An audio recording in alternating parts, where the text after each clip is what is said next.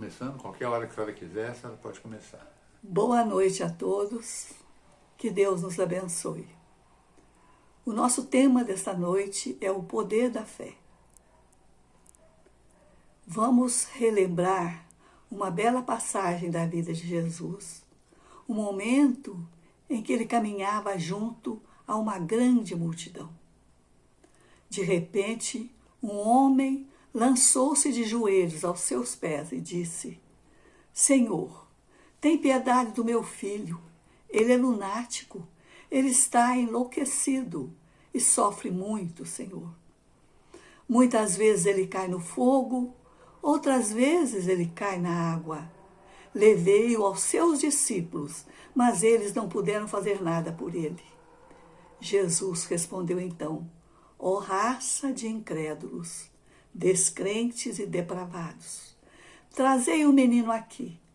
E tendo Jesus ameaçado o demônio, ou seja, ameaçado o obsessor, esse afastou-se e ele ficou curado no mesmo instante. Os discípulos, então, preocupados, foram conversar com Jesus em particular. Senhor, por que nós não conseguimos expulsar esse demônio? Jesus respondeu-lhes: pela falta de fé, pela incredulidade. Se tivesses fé do tamanho de um grão de mostarda, bem pequeno, dirias a esta montanha: transporta-te daí para acolá, e ela se transportaria. Nada vos seria impossível. Naquele momento, Jesus falava aos seus discípulos, num sentido figurado. Ele não se referia geograficamente a deslocar a montanha, mas a afastar as montanhas do egoísmo, do preconceito, da maldade e do fanatismo. Montanhas que atrapalham a caminhada daquele que quer evoluir. Sabemos que a confiança em suas próprias forças torna o homem capaz de executar, até aqui na terra, coisas que não consegue executar aquele que duvida de si. A todo momento, através de noticiários, temos conhecimento de verdadeiras façanhas realizadas pelo ser humano. Homens que desafiam as leis do equilíbrio, as leis da gravidade, saltando de paraquedas, formando verdadeiros bailados no ar. Atletas em Olimpíadas e Paralimpíadas enfrentam desafios, transpondo obstáculos. Alguns privados dos braços, outros das pernas, e eles vencem, porque eles confiam em si, porque eles têm fé em sua capacidade. Isto é o primeiro passo para a vitória. Eles possuem um sonho, um desejo, visam o objetivo, traçam uma meta onde querem chegar, treinam, suam, enfrentam as dificuldades e vencem. Quem duvida de si nada executa, nada realiza. Mas, para que essa sementinha de fé cresça, é preciso que ela encontre um solo fértil, para que aconteça a germinação, a frutificação mais tarde e, finalmente, a alegria da vitória. É preciso haver, meus irmãos, o esforço, a dedicação, a persistência na luta de cada dia, e a confiança em Deus. Ter fé é confiar. O Evangelho nos diz que em certas pessoas a fé flui mais rápido. É como se fosse uma centelha. Às vezes basta um livro, basta uma palestra. Isso já é sinal de anterior progresso. Em outras pessoas, não. Ao contrário, ela é lenta e desconfiada. Isso é sinal de natureza retardatária. Portanto, poucos despertam para a fé, como despertam as gazelas aos primeiros raios do sol. Existem aqueles que a fé somente desperta com o estouro da dinamite, ou seja, desperta somente através das grandes dores. Mas como compreender o milagre da fé divina?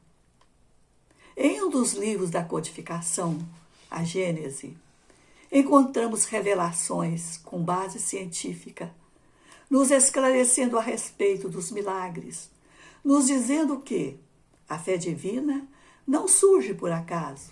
Nas leis de Deus não existe o sobrenatural.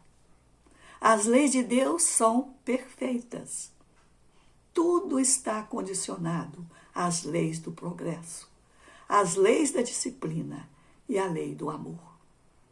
Não há contradições nestas leis. Quando o conhecimento chega, os fenômenos deixam de ser sobrenaturais. Vamos então buscar na Gênese a explicação científica sobre a cura da hemorroísa. Havia uma mulher que tinha uma hemorragia permanente há 12 anos. Durante todo esse tempo, ela sofreu nas mãos de vários médicos da época, tendo gasto, então, todos os seus bens e não conseguira nenhum alívio. Ela ouviu falar de Jesus e um certo dia ela juntou-se à multidão que o acompanhava. Dentro dela havia uma grande certeza: quando eu encontrar Jesus, eu ficarei curada. E ela, cheia de esperança, pensava: preciso tocar em suas vestes. Devagarinho, ela foi se aproximando e tocou o manto de Jesus. Na mesma hora, percebeu que o sangue cessou. Ela teve então a certeza que estava curada. Neste mesmo momento, Jesus perguntou: quem me tocou? Seus discípulos, espantados, disseram: Senhor, a multidão se aperta de todos os lados e perguntas quem te tocou? Jesus respondeu: senti que de mim saiu virtudes.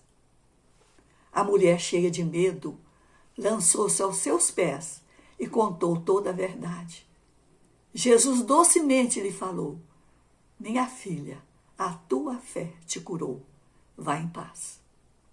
No momento em que Jesus disse que sentiu que dele saíra virtudes, ele estava esclarecendo que sentira o movimento fluídico que dele saíra na direção da enferma. O incrível, meus irmãos, é que percebemos que o efeito, a cura, não foi provocada por nenhum gesto de Jesus, como a imposição das mãos, como ele sempre fizera. E aí? Como aconteceu a cura?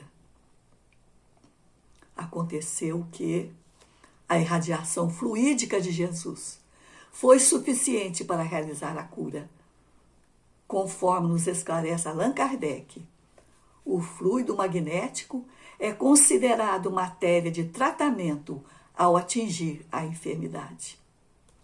Esse fluido pode ser dirigido sobre a doença pela vontade daquele que cura, ou pode ser atraído pelo desejo ardente, pela confiança e pela fé do doente, que foi o caso da hemorroísa. Todos nós, meus irmãos, possuímos um campo magnético, conforme nos ensina Kardec. A corrente fluídica do curador, daquele que tem o dom de curar, tem efeito de uma bomba calcante direcionada. Mas, em relação à corrente fluídica do doente, ela tem efeito de uma bomba aspirante. Foi o que aconteceu com a hemorroísa. Ela absorveu, ela sugou a corrente fluídica de Jesus. Kardec nos esclarece que isso pode acontecer também com os dois efeitos, e outras vezes basta um efeito só. A bomba calcante é a energia direcionada através das mãos, como pode acontecer no passe. Bomba aspirante é aquela corrente fluídica que foi sugada de Jesus pela fé da hemorroísa. O mestre dos mestres, Aproveitava os momentos de cura para nos deixar sábios ensinamentos, verdadeiras lições. Ao curar, ele sempre repetia: a tua fé te curou. Não voltes a pecar. Ele mostrava que a fé não é uma virtude misteriosa, mas sim ela é uma verdadeira força atrativa. Mostrando que aquele enfermo que não possui a fé não vai conseguir aspirar a corrente fluídica do curador. Ele pode sim, ele pode rejeitar, pode até paralisar a ação de cura. Aí compreendemos, meus irmãos, porque dois enfermos com a mesma enfermidade na presença de um médium curador, um possa ser curado, o outro não. Por isso, os nossos amigos espirituais nos recomendam tanto mantermos os nossos pensamentos em prece, inclusive no momento do passe. Caso contrário, se o nosso pensamento permanecer desperto, iremos repelir todo o cuidado magnético, toda a corrente fluídica oferecida pelos médiuns e pelos amigos espirituais a nosso favor. E Jesus, ao praticar a cura, queria provar que o verdadeiro poder é daquele que pratica o bem, é daquele que vivencia o amor.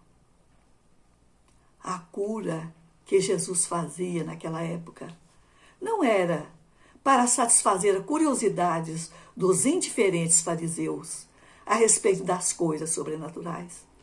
Jesus prendia as pessoas pelo coração, prendia pelo amor ao aliviar o sofrimento. Porque Jesus, quando nos fala da fé, da confiança em um poder maior, ele nos faz mais fortes em nossa caminhada aqui na Terra. Ele descortina todo o poder divino que existe em nós e que precisa ser desenvolvido com o suor do nosso rosto através da prática do bem. A fé é uma certeza que nasce e cresce em nós. A fé é a confiança que se desenvolve em nós através do conhecimento, do raciocínio, do estudo, da descoberta cada vez maior do nosso eu. Todos nós podemos ser vencedores de nós mesmos aqui na Terra, cada um em sua área de trabalho, cada um em sua função. Quando possuímos a fé sincera, superamos os obstáculos. E foram muitos homens e muitas mulheres que despertaram para uma nova vida, despertados pelos ensinamentos do Cristo. Joana de Cusa, uma contemporânea de Jesus, foi uma das que trilharam por esses caminhos estreitos e tão difíceis, mas saíram vencedores de si mesmos através da fé. Irmão X, em seu livro Boa Nova, nos conta que Joana de Cusa era esposo de um homem muito rico e poderoso. Ele era um perverso inimigo dos cristãos. Joana pertencia, então, à elite social, à nobreza daquela época. Apesar disso, Joana acompanhava às escondidas as pregações do mestre. Ela se juntava às mulheres pobres, às crianças, aos velhos e doentes, para aprender com Jesus. Mas ela não somente aprendia, ela praticava também os seus ensinamentos. Ela era sempre fiel a Deus. Joana era generosa para com todos e suportava com paciência e o autoritarismo do companheiro ambicioso. Certo dia, ela procurou Jesus na casa de Simão Pedro, onde ele descansava, e abriu seu coração ao mestre. Contou sobre suas lutas, contou sobre seus desgostos, suas aflições no lar, e depois de ouvi-la, Jesus exclamou docemente: Joana, só há um Deus, que é o nosso Pai, de bondade infinita. A fé e o amor são os caminhos oferecidos para nos relacionarmos com Ele.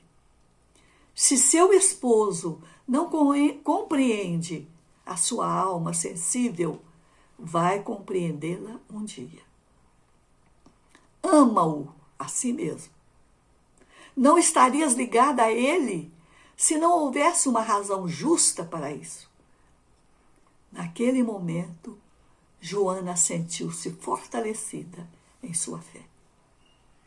O espírito sofrido de Joana experimentava um grande alívio e, ao sair dali, enviou a Jesus um olhar carinhoso de agradecimento e ainda ouviu as suas últimas palavras: vai, filha, e seja sempre fiel a Deus.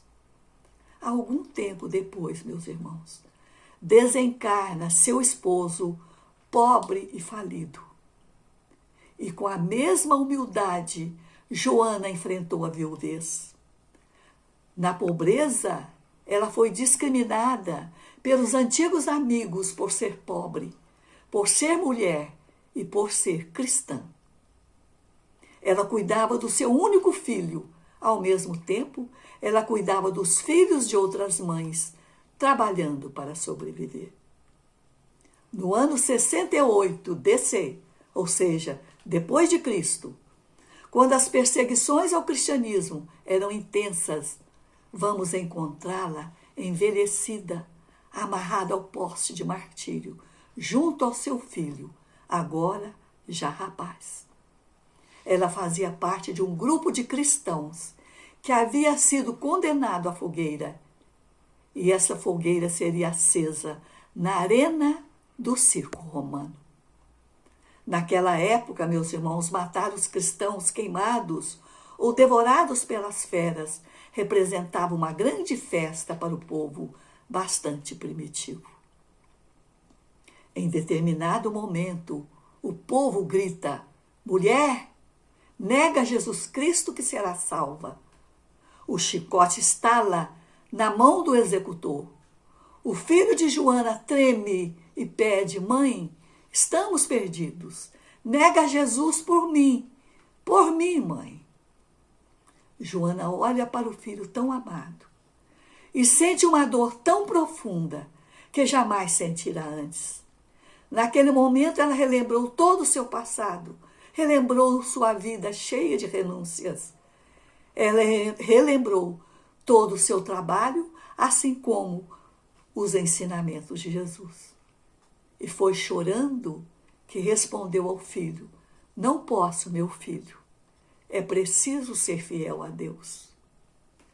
Foi com essa firmeza, meus irmãos, esperança e fé, que Joana enfrentou os seus últimos momentos na fogueira, mas sentia também a presença do Mestre Divino, aliviando suas dores e as dores de seu único filho.